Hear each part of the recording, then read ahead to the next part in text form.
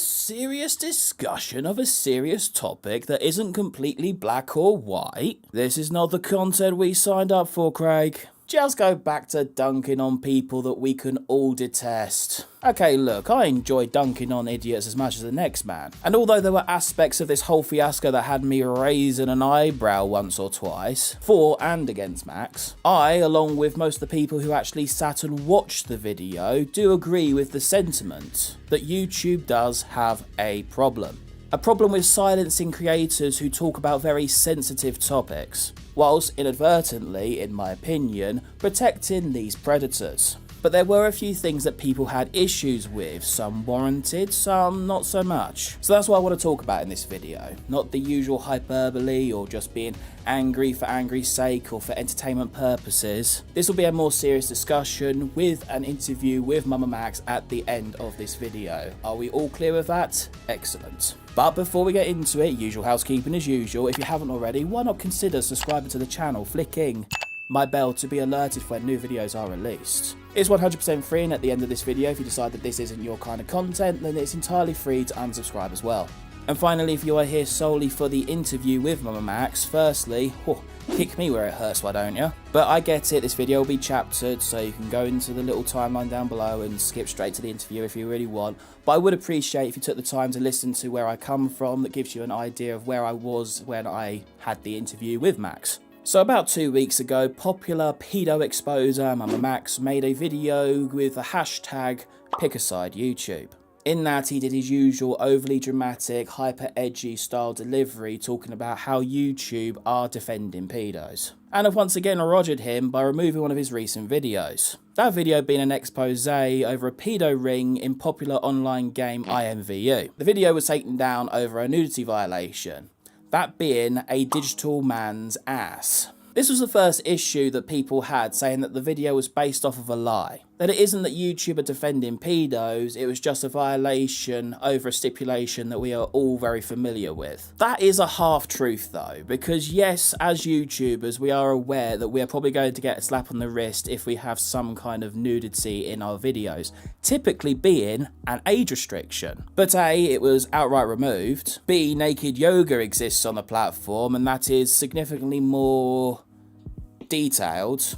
And C, it implies that the image was used for sexual gratification, which it wasn't. It was for context and information about the situation. The exact same guidelines that Reason B uses to get away with it. And D, YouTubers have been slapped up for even censored nudity before now. So the only 100% safe way of showing this information to people under YouTube's own terms of service and guidelines is to not show it.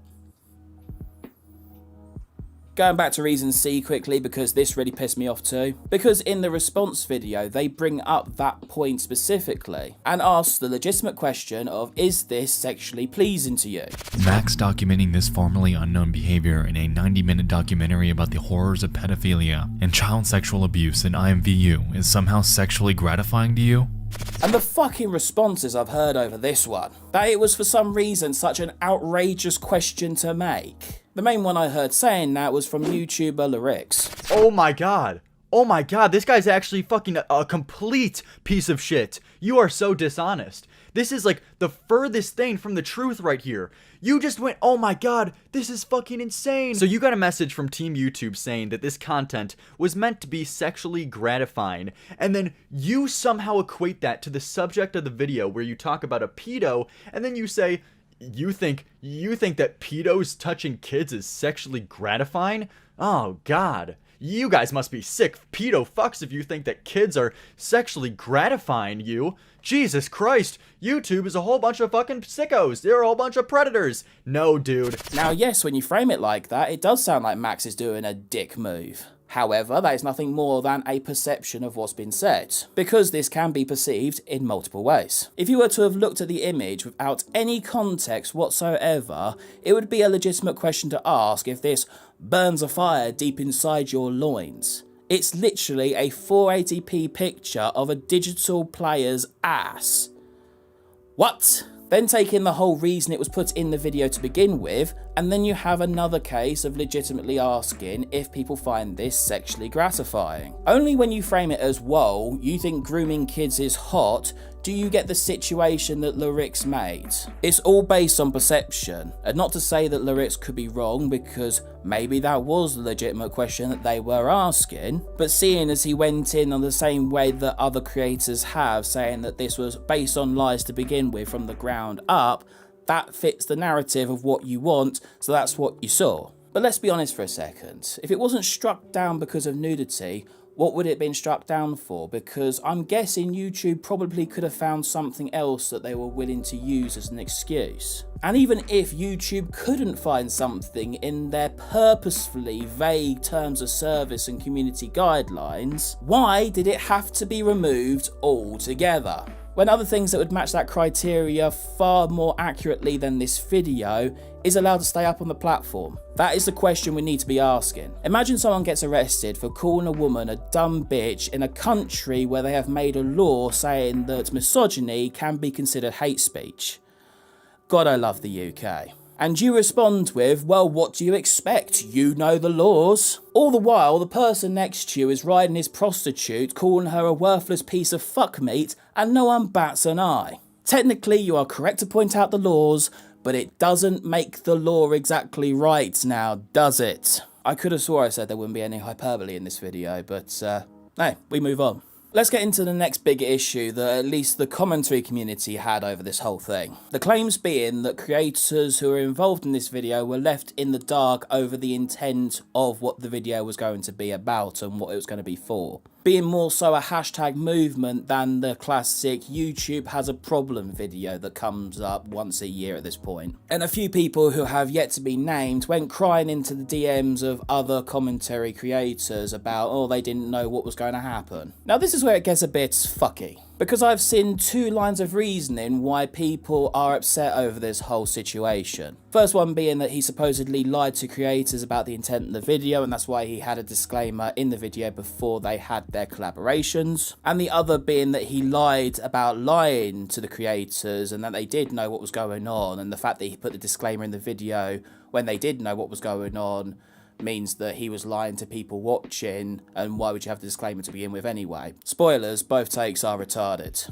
The second one more so than the first one, because who's actually going to get mad over a creator wanting to take the flak over other people involved in his project? First one is because what kind of video were you expecting it to fucking be? Let's assume for a second that the most bare bones of context was given to these creators. They hear that MamaMax is making a video about how YouTube silences creators who talk about sensitive topics. Max has a history of doing hashtag movements, as last year he did the hashtag AnswerUsPedoTube. And in this little snippet of the lead DM, yes I know I haven't got the full thing, I'm sorry, but I'm not an investigator, I just chat shit to a camera. It says the context of it right there. Dark content and investigative channels. I went to my own mother, who is so far detached from YouTube that she thinks cat videos are still new and original, and asked her what kind of content does she think this implies, and she got it in fucking one. If you couldn't be bothered to put two and two together from a creator who has a history of doing this,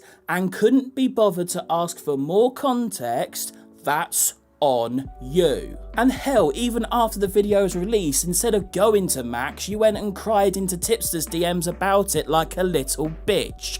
Fuck off. So we've had the dishonest reasoning argument, and we've had the lying to collaborators argument, both weaker than an ant's fart. So let's have some of the more valid criticisms that we can make, shall we? The verbiage used, and the people he called out at the very end. In the video, Max not only heavily insinuates that YouTube are going out of their way to defend paedophiles, and despite all of the conflicting personalities you're about to see, you'll notice that there's one thing that does bring us all together. We don't like pedophiles. Something you don't seem to see eye to eye with us on YouTube. but says outright that they love them. And tonight, YouTube will choose. Let die the pedophiles they love, or suffer the little children.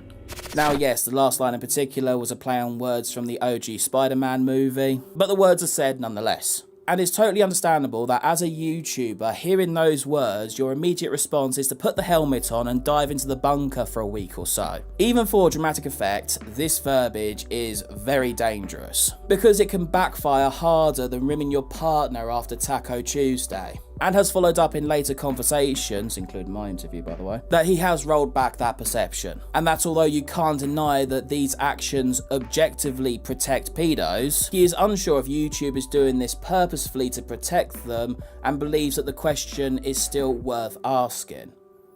And I agree.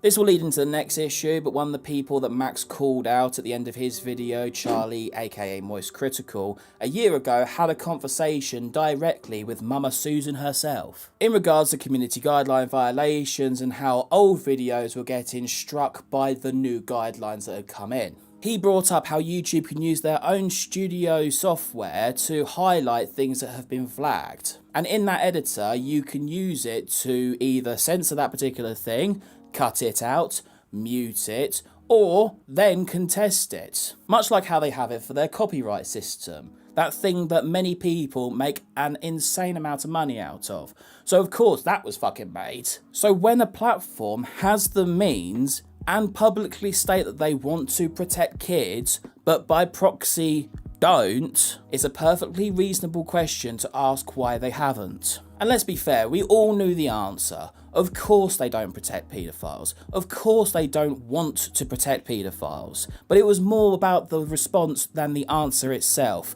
Much like how this video was more about the core than the delivery. This was a kick up the arse to get them to do something about it. I agree that flat out saying this sort of stuff is dangerous. That it is one hell of a gamble and can cost people who haven't bet on it. But so far, it's looked like it's worked. And it's like the good saying says, if it's stupid but it works, it's not stupid. But I will say that rewording it to be less charged probably would have given you the same kind of reply from YouTube, all the while getting a much better response from the community overall. And now, for the people who are called out at the end. Oh boy. Now I know some of the names were really fucking obvious, like some of the more popular news groups, the commentary channels like Keemstar, Scarce, Ethan Klein, Philip DeFranco, even if that was a jab at him being a massive fucking pussy these days. YouTube and Mama Susan, obviously. Moist Critical, it's a stretch, but I do see the reasoning. He did have direct contact with YouTube over very similar things, and he himself have made very similar charged videos to YouTube. I believe it was over animal cruelty back then. Though I do love how people were trying to dunk on Max when he responded to Charlie's initial response on a live stream, saying that Max was going entirely the wrong way about it. So he put up some tweets and showed that maybe Charlie was being perhaps a little bit hypocritical given how hard he went at YouTube over the animal abuse thing. And then when Charlie made his full video and it was more refined, it was more detailed and kind of agrees a lot more with Max than how Max perceived it originally, took down those tweets and everyone was like, oh, why'd you delete those tweets? Ha ha ha. Oh, you pulled back? You pulled back what you were saying? Ha ha ha ha. Me big brain. Ah, yeah, that guy who said something and then when more information and context came out, decided to retract his statement and edited it and said something different. God, what a fucking L on him. Boy, I hope no one else in the community gets caught out reeling their takes back. Now the final names. Chris Hansen, Shane Dawson, Corpse Husband. These were the names that got most people, including me, doing a big old double take. Chris, although being the OG pedo hunter, nowadays is just a bumbling buffoon full of hot air and ego. Shane is, well, Shane. And Corpse really had nothing to do with this, and to Max's own admission was a petty fuck you. Now I can't lie, I'm quite the petty fuck too. I can relate with doing something like this. Personally, I probably would have kept it to you fucking owe me, and seeing as you're not responding to my DMs, you've kind of forced my hand, and I wouldn't have aired out the dirty laundry, but I'm not about to dismiss this whole video over that. And much like I did, let's not forget that Shane did do darker investigation videos before he started doing quirky, funny ghost hunts and, oh, I'm being quirky and silly and ooh. So maybe Max does believe that this could have been a redemption arc for him. I personally don't believe it would have been, but that's my personal opinion. But let's just take names out of the equation for just 1 second and let's just focus on the point at hand. This was a public call out to force people to talk about an issue that they might not be willing to talk about. And I do completely get the resentment for that kind of behaviour. There have been plenty of topics that I probably should have talked about, but I chose not to for many different reasons. At the end of the day, it is my right to decide what I talk about on my channel. And compelled speech is a very dangerous thing. We're starting to see that in play with the more woker nations. And aligning with these methods, I can't agree with. This was the weakest part of the video for me, which is ironic given that the whole video was to be talking about having the right to talk about the things that you want to talk about. If we took the diddling out of the equation, this conversation boils down to free speech. Something that every YouTuber and their mother should be backing. But the water got muddied by the stench of pedos and suddenly everyone doesn't want to jump in the pool. And then there's a side that people who are deciding to not talk about the video or point out particular things negatively about the video are being called pedos or pedo supporters. Guys, I say this like I need to tell you, but I know that the audience here is a more mature setting, so I hope I don't need to tell you this. This is so not the way to go about it. People have the right to talk about whatever the fuck they want. Don't go labelling someone with quite possibly the worst thing you can call someone because of it. You ruin the argument, and if you're a fan of Max, you make him look worse. We are an outrage culture, we're a accountability culture, whatever the fuck you want to call it, but for God's sake, can we have just a little bit of fucking nuance? Please? But that leads us to the question that's in the title of this video. Does the ends justify the means? And honestly, I believe so.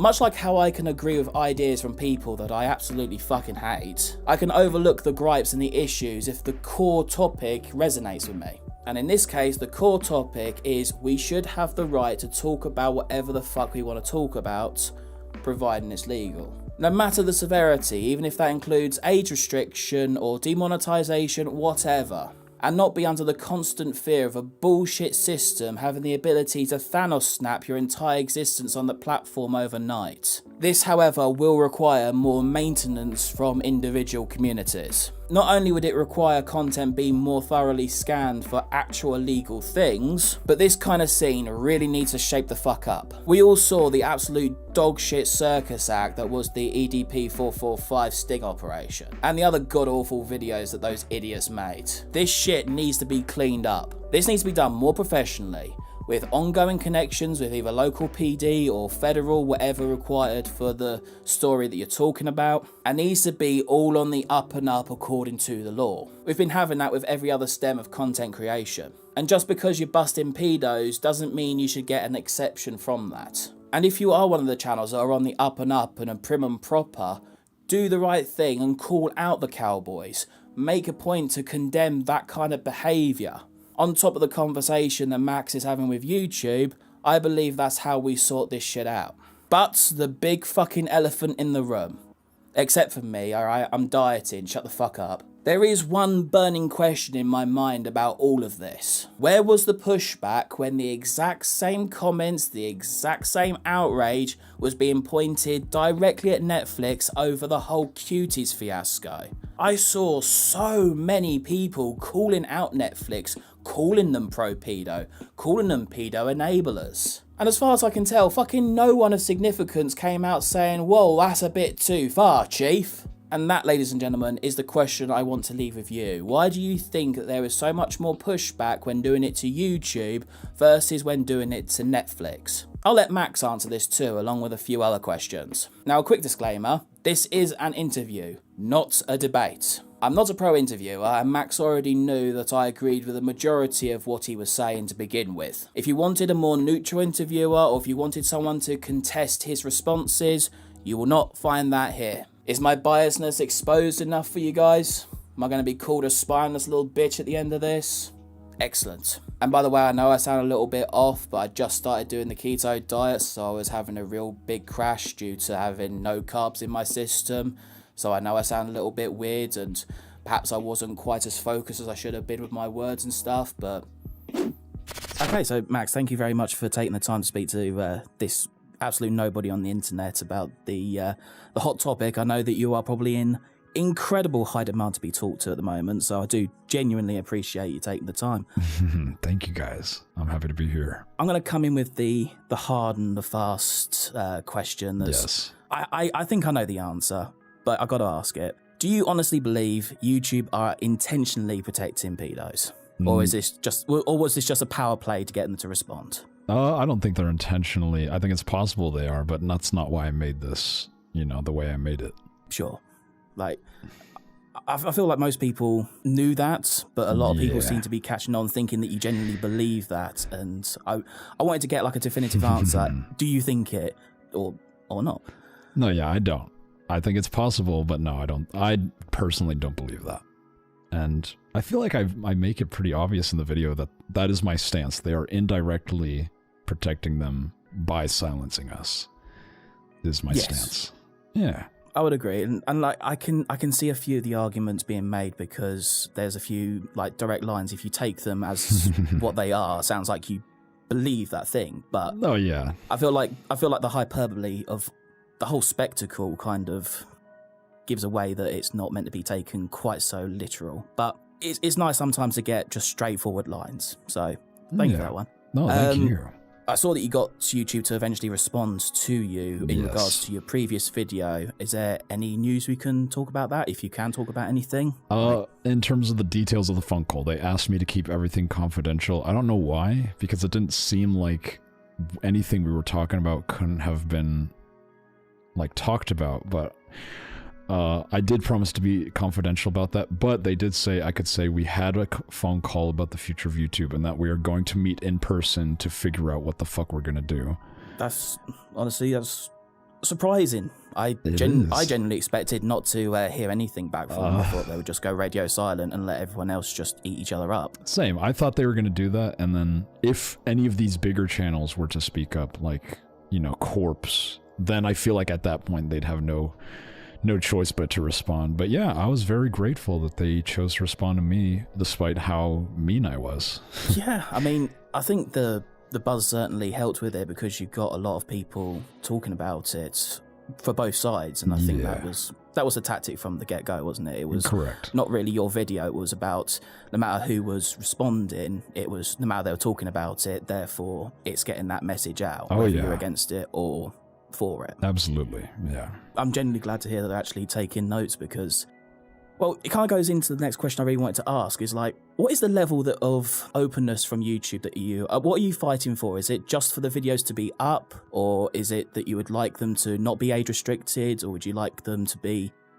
not demonetized? Like, I think we can agree that the material that's talked about is of an adult nature, even though it is of the abuse of children. Right? Yes. So we can probably agree that it should be sort of age restricted to a degree. Absolutely. Right? I mean, I don't mind an age restriction, at least for my content.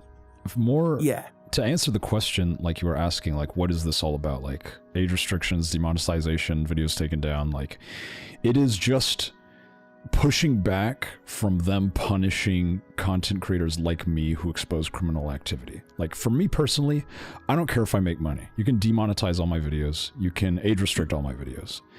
I don't care, as long as I get the message out there. But I also want to create an environment where this kind of content can survive, Like, I don't want it to just get removed and we're, like, starting to progress towards this, like, almost like acceptance of pedophilia, which I don't think should be the case. And I don't think YouTube wants that to be the case. It's just, that's how their community guidelines ends up screwing with all of us who do investigative type material with darker subject matter. Yeah, no, that's fair enough. That's one of the answers I wanted to really sort of nail down, because there was a few people saying, so, oh, you want to be making money off of this, or you want to be doing this. So is it just that you want it out there? Like, I know there's a few channels that have talked about monetization and whatnot, which that's probably a lot more of a grayer subject to get into, Right. but your main goal is just have it out there and not be silenced for doing the right thing. At least for me, yeah. But for the all-encompassing every creator, I would like to have an environment to where you could monetize this kind of content. But not for me. I know that my videos are too visceral and over the top to where they wouldn't be monetized, so I don't care. But That's fair. if there is a smaller channel that's doing it super professionally and objectively, they should absolutely be monetized.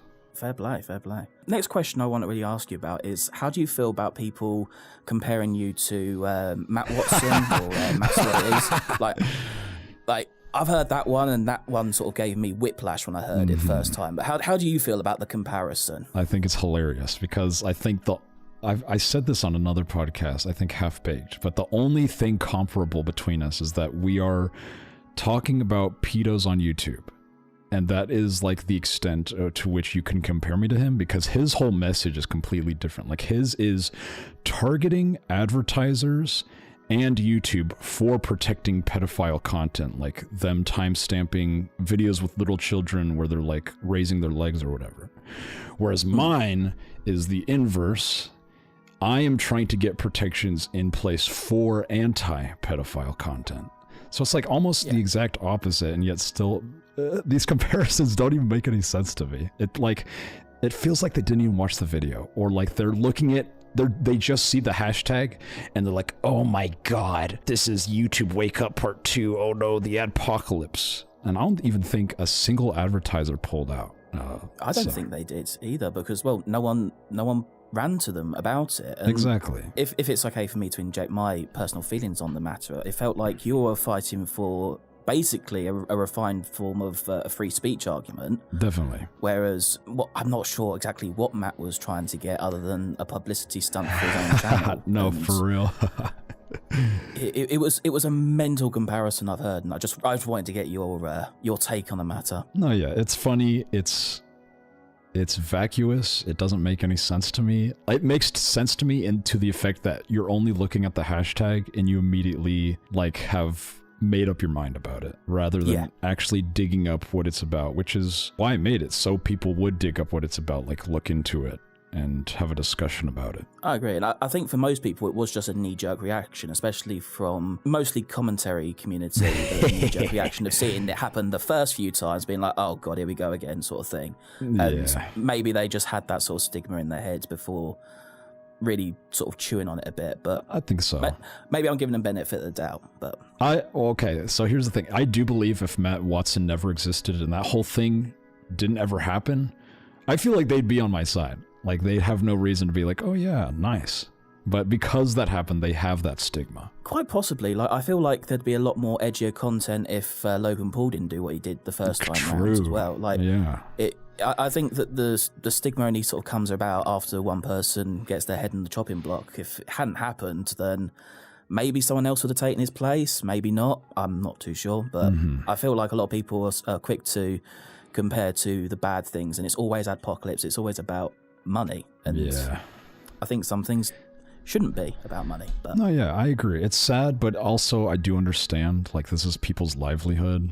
Of course. And so I do get that, but I feel like there's some things you need to stand for myself, but I get where they're coming from. But exactly, yeah. The next question I want to ask about the quote line to creators in your video. I want to sort of like peel apart that a bit more, because from what I gather, some of them were annoyed that you left them in the dark and that you admitted to that in the text before you had everyone on giving their 2 cents about the whole thing, while others seem to be under the impression that you did in fact tell them about it and you lied about keeping them in the dark, and it was almost like you were trying to take the weight of whatever they were saying onto your shoulders because, well, they didn't know what you were doing.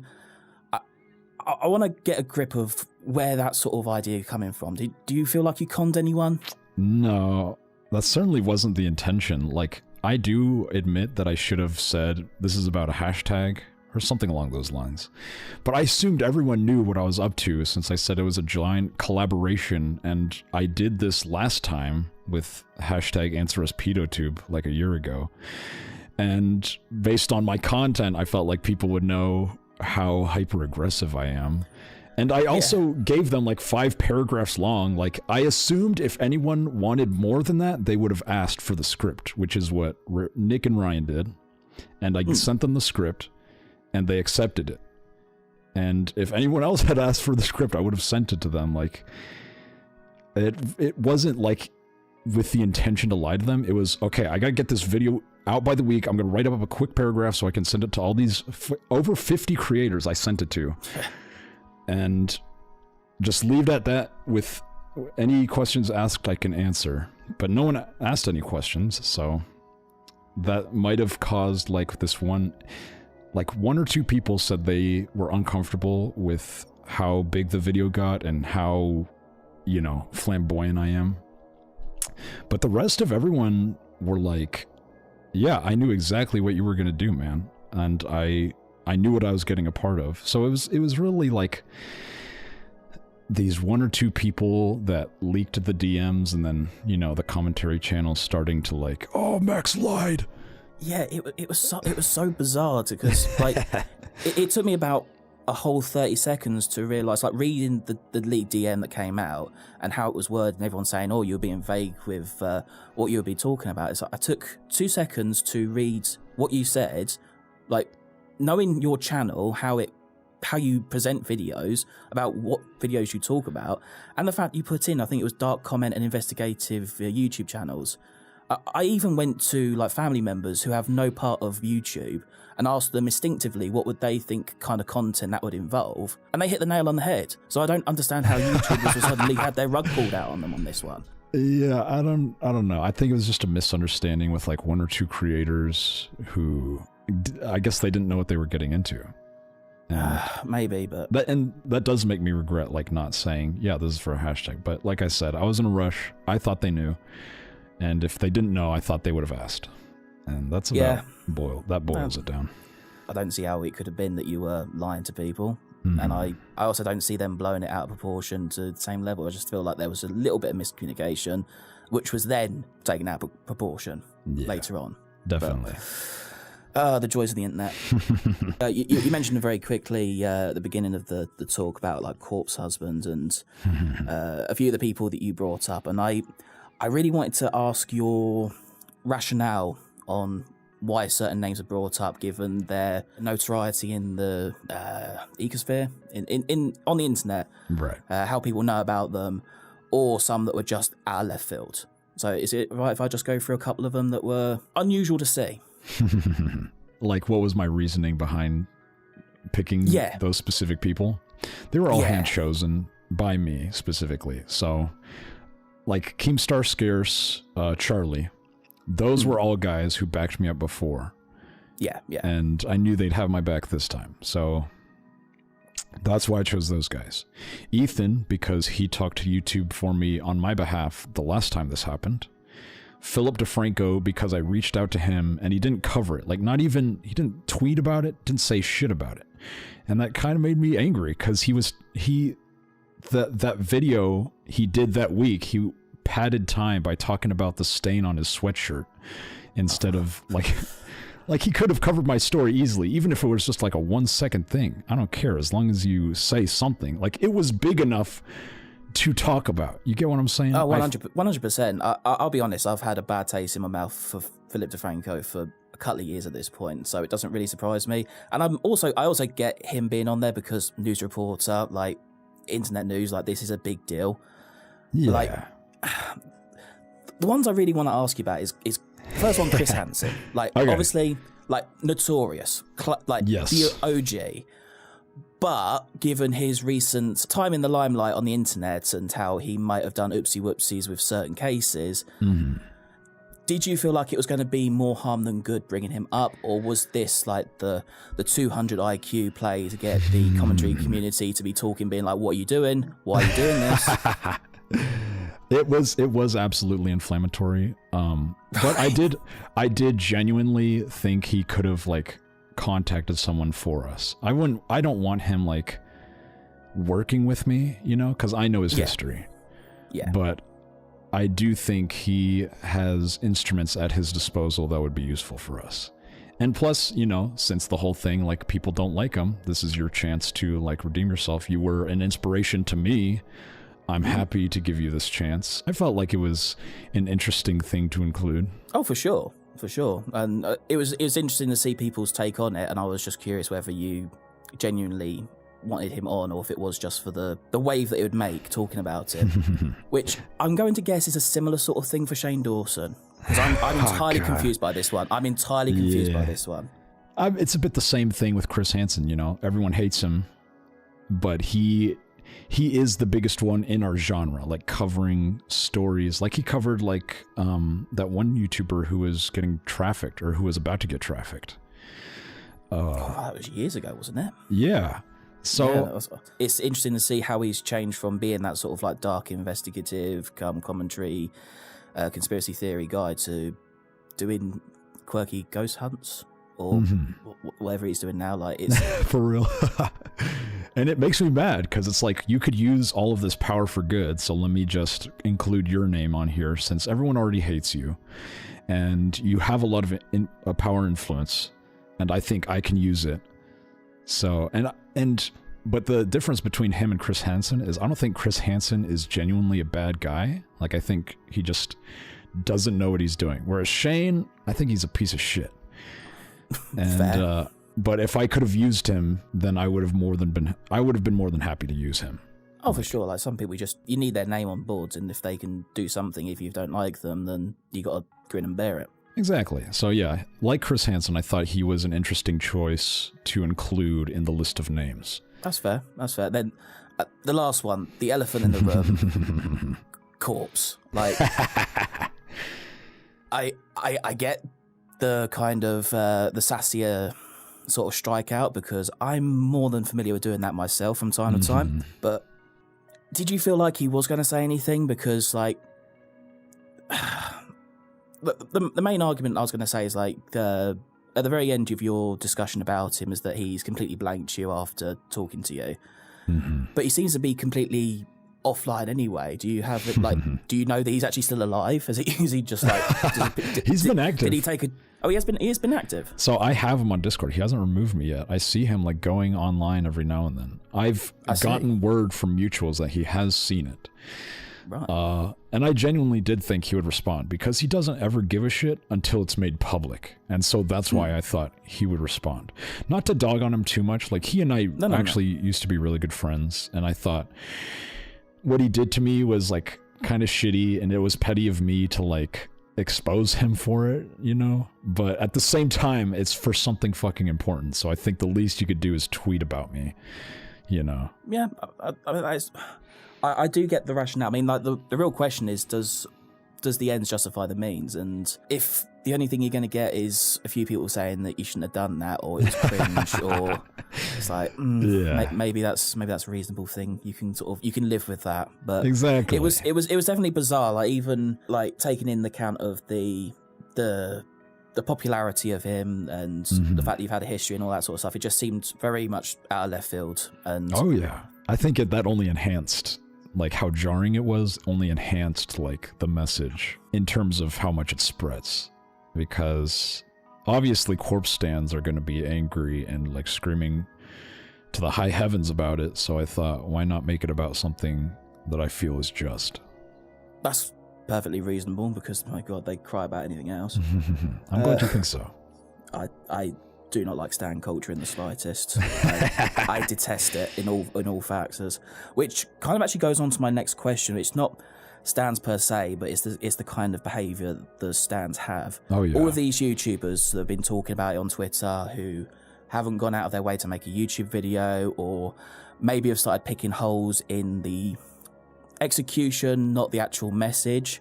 And then you've got all of the followers and stuff saying, well, you're supporting paedophiles. Well, you're obviously pro-paedophilia. How do you feel about that? Do you support that kind of attitude online? Do you really feel like if you aren't going to say something publicly and loud, you are defending pedos? Or is it people's prerogative to actually choose what they want to talk about or not? No, absolutely not. Like, I think it's... Like, if Philip DeFranco doesn't want to cover this, I'm fine with that. I am going to get angry and call him out for it, but he is more than welcome to have his own freedom of speech, just as I am. I'm not going to get mad. I'm just doing it so that something gets done, you know. That's fair. As in terms of like my audience calling people pedophiles for not like just talking about it, I think that's a bit silly, you know. I'd rather them save their energy for actual pedophiles. But reasonable. Yeah. But I can understand their anger and their fury, because after like God, it's so fucking miserable being a survivor of child sexual abuse, and then having someone cover it, and then that person's videos get removed, and then people calling that person stupid for covering it the way they did. Like, I only do things the way I do because of my audience, because of their traumas, you know. And so I can understand being so fucking furious when someone isn't saying something, or someone is saying something like, I pick pedophiles just to be funny or whatever.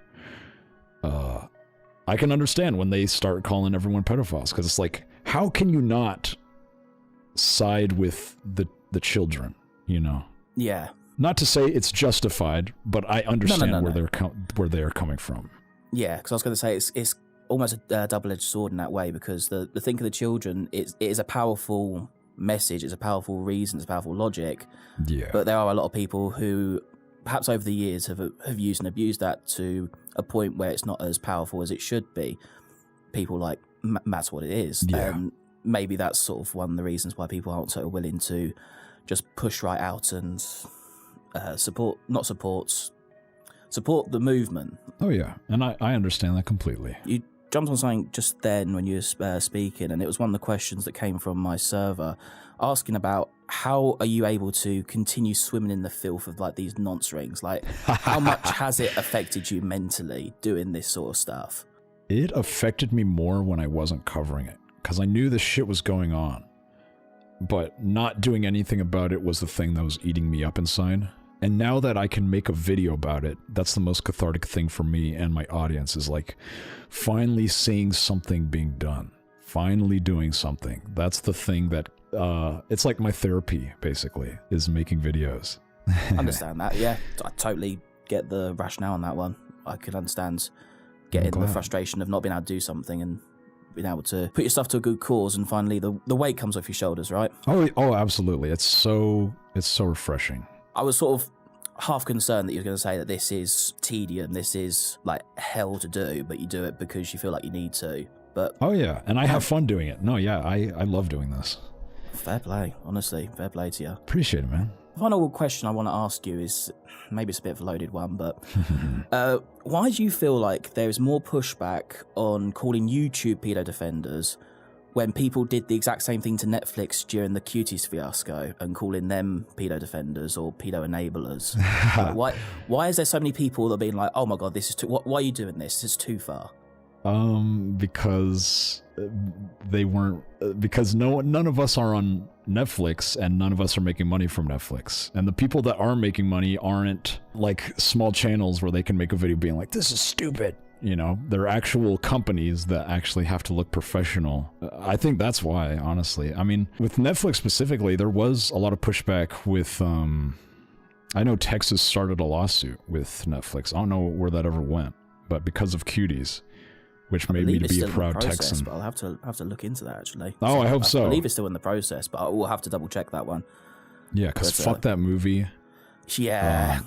Yeah. But yeah, there certainly wasn't a lot of pushback on that there is this. And I do genuinely believe is because people aren't being monetized on Netflix, and so they have no reason to talk about it. Yeah. I honestly have to agree with you on that one. Final question, then I'll let you get on, because I know you're a busy man. I appreciate it, man. Obviously, you've talked to YouTube. You can have a person-to-person discussion. Yeah. But not my concern, but my question of concern is they say all the things, they give you all the lip service, and then a year down the line they do a Charlie, and they don't implement damn near anything that you've done or suggested or that you've come to conclusions with them, and you're back at square one. Well, what is the plan B here? If you have a plan B. You'll be hearing from me again. Fair play. Maybe not in the same way, because at least they're talking to me. Like, they opened a dialogue. That's all I could have asked for. Yeah. Now they got to do what they are promising to do. And if not, yeah, you're going to hear back from me. I'm very eager to hear how this goes out, because obviously I'm a big person of free speech anyway, even if I'm in a country that doesn't let us have that. But My man. But obviously I'm also one for protecting kids as well, so I do appreciate you doing the kind of stuff you do and exposing these pieces of shit, and hopefully we can have YouTube let you do that. That'd be nice. That would be nice. Thanks, man. Honestly, thank you again so much for taking the time to speak to us, and all I can say is I truly hope for the best for you, mate. No, man, thank you. I really appreciate the fuck out of this. It means a lot. Trust me, it means a lot more to me, but... And with that, ladies and gentlemen, I'm going to end the video. Thank you very much for watching. If you liked it, why not slap that big fat like button? If you didn't like it, well, why not hit the dislike button? I mean, it's not like anyone's going to know you did anyway. Feel free to leave a comment down below. Let's have a little conversation. Maybe my opinion's not the right one. I know there's going to be many different ways of thinking about this whole thing, but... hey, let's have a little bit of fun, shall we? As said before, guys, if you haven't already, why not consider subscribing to the channel, flicking my bell to be alerted for when new videos are released. Many thank yous to my Patreon supporters, as per usual, specifically Commander Nazrin, Flippy, The Eternal J, Mamie, Memeland Security, Admiral Vape, DJ Uchu, and Leslie Bertolino. Thank you all so very much for supporting the channel. Twitter, Discord, links down below as per usual, guys. Feel free to come over, feel free to get a conversation going. Feel free to check out videos about my head right now, and I'll see you guys in the next one. But until that day, take it easy.